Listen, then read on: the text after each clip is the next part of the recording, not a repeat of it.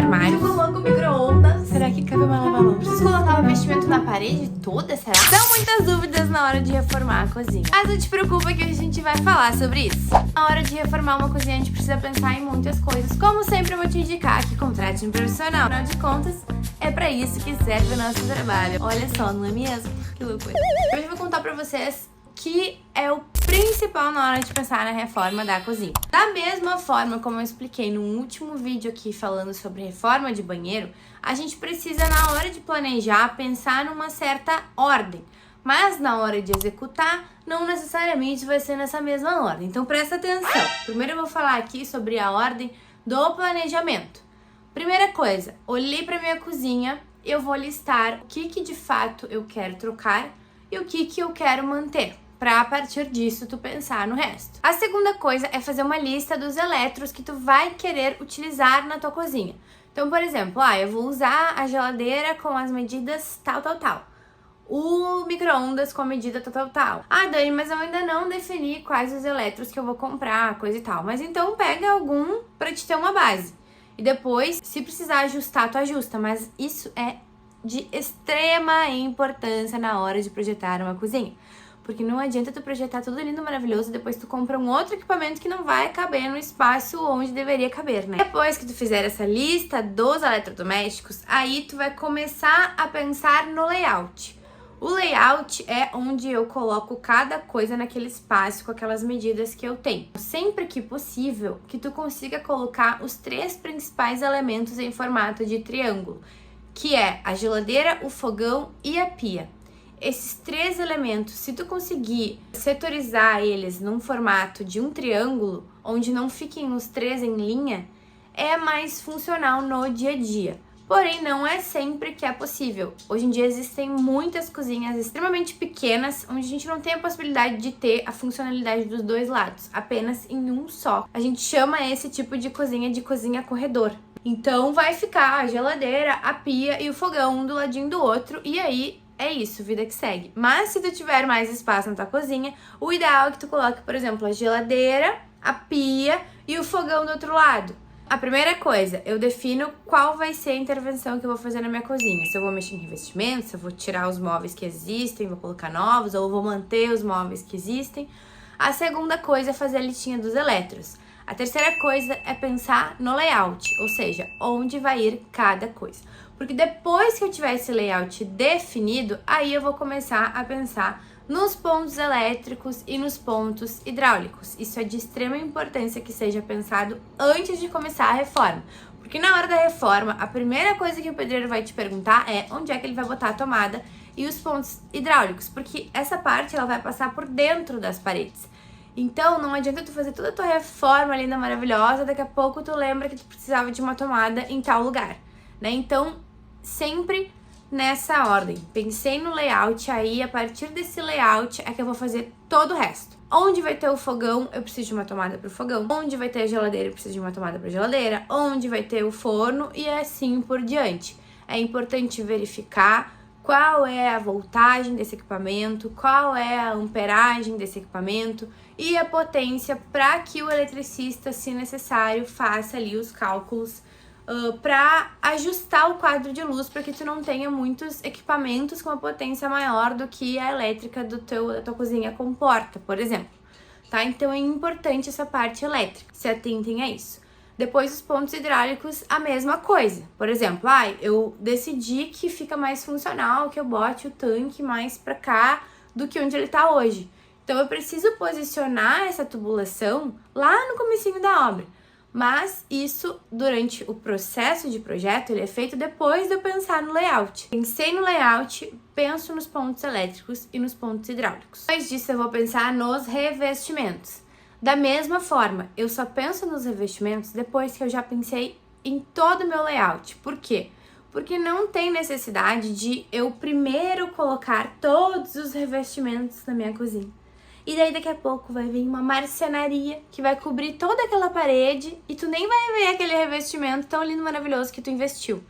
Então, o ideal, eu pelo menos sempre tento fazer assim nos meus projetos. Os meus projetos são um quebra-cabeça, onde cada elemento é encaixado ali para que os meus clientes além de tudo, tenham um custo-benefício durante a obra e consigam dar uma economizada.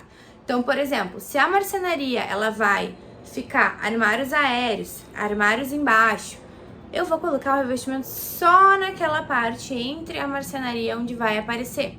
Digamos que eu tenho uma parede atrás da minha cozinha onde não vai ter área molhada, não vai ter nada. Eu preciso necessariamente colocar revestimento ali? Não necessariamente. Tu pode colocar, se tu quiser colocar revestimento em toda a cozinha para ter uma facilidade maior na hora da limpeza, coisa e tal, pode colocar, mas não é obrigatório, tá? Se é uma parede ali onde não tem área molhada, não tem nada ali, tu pode só pintar também, tá? Então, pensar nos revestimentos de forma estratégica para que tu também consiga ter um custo-benefício. Em cima da bancada é onde eu tento sempre colocar aquele revestimento mais bonito, mais estético, mais decorativo, porque daí é só um pedacinho de revestimento que vai ali, e aí vale a pena investir um pouquinho mais e deixar um revestimento bem bonitão.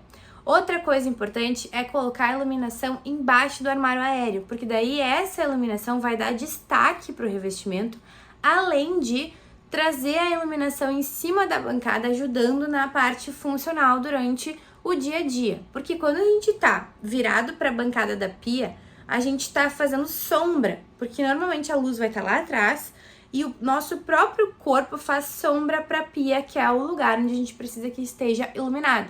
Então, se tiver armário aéreo em cima da pia, coloca um perfil de LED embaixo desse armário.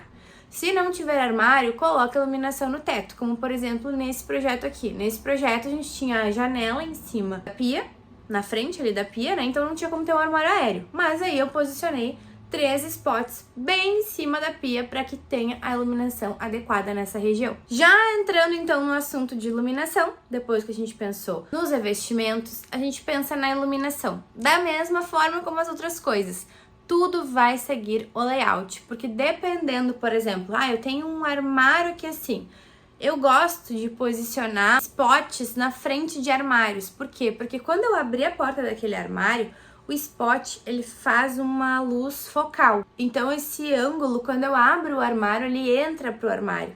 Eu gosto, não é uma regra, isso vai depender muito de cada projeto. Mas é uma dica também interessante se tu estiver pensando na iluminação da tua cozinha. A iluminação eu gosto de pensar, nesse caso, em 3 pontos. A iluminação geral, que é a iluminação que vai iluminar tudo.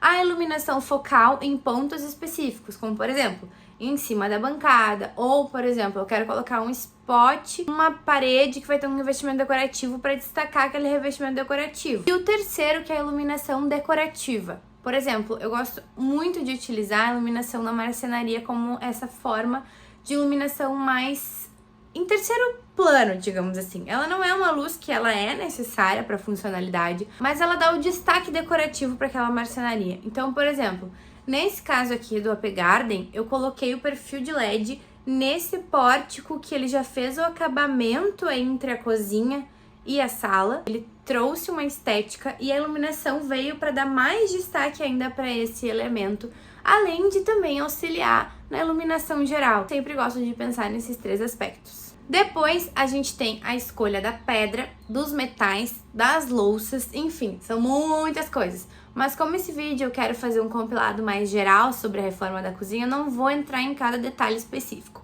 mas eu vou tentar passar rapidamente aqui em cada um deles. A escolha da pedra, a gente precisa pensar em 2 questões. A parte estética, o que eu quero ter esteticamente naquele estilo da minha cozinha, o que vai combinar com as cores que eu escolhi.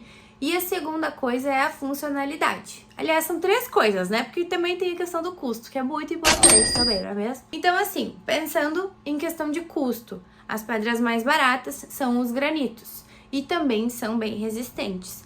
Porém, não são tão bonitos comparado a outras pedras.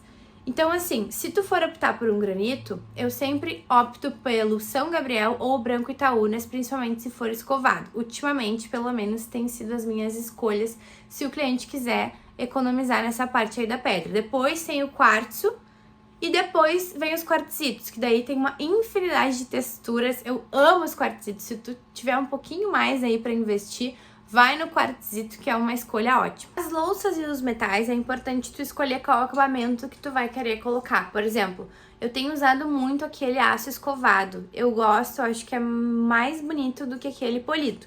mas isso é super particular e vai de cada um. O tamanho da cuba é importante também se atentar, porque ele vai interferir também no restante da marcenaria. Eu gosto bastante de uma cuba bem grande e funda, porém, como tudo vai depender do teu dia a dia, da tua funcionalidade e do espaço que tu vai ter na tua cozinha também, né? Já teve uma cozinha que eu projetei que era tão milimétrico que a gente teve que optar por uma cuba menor, não tinha o que fazer. E quase que não teve cuba, né? Então, assim, vai depender muito de cada caso. A torneira, importante que ela pelo menos seja minimamente articulada para que tu consiga mexer ela, assim, no dia a dia, não fica aquela torneira fixa no meio. Acho que isso ajuda bastante também na funcionalidade do dia a dia. Outro ponto importante também, como eu falei pra vocês, lá no começo tem que listar os eletros para depois pensar nos pontos que tu vai precisar para esses eletros. Uma coisa que eu sempre pergunto pros clientes, que às vezes a gente acaba esquecendo, é o filtro de água, por exemplo. Antes de pensar em ter um filtro de água, a gente já precisa passar a tubulação hidráulica, né, lá no início da obra. Então, é uma dica extra aqui pra te pensar também se tu vai querer ter, pra já pensar antes de começar a reforma. Porque se tu quiser colocar depois, ou tu vai ter que colocar aquela extensão por fora e dar um jeito de esconder, que dá pra fazer também. Mas o ideal é tu já deixar a espera bonitinha, prontinha ali, né, onde tu vai utilizar esse filtro. E por hoje é isso sobre a cozinha, gente. Tentei resumir o máximo que deu, mas se tu quiser alguma dica específica, alguma dúvida a respeito desse tema ou de outros temas e quiser comentar aqui que eu faça um outro vídeo, eu vou amar, tá bem? Um beijo da Ark, não esquece de se inscrever aqui no canal pra acompanhar mais vídeos sobre arquitetura e decoração. Mas eu tô aqui pra isso, né, minha filha? Então vamos lá. Beijo! Mas não te preocupa que hoje a gente vai cantar.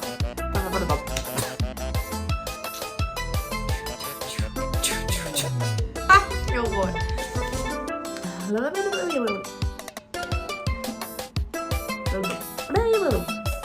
Oh, meu Deus!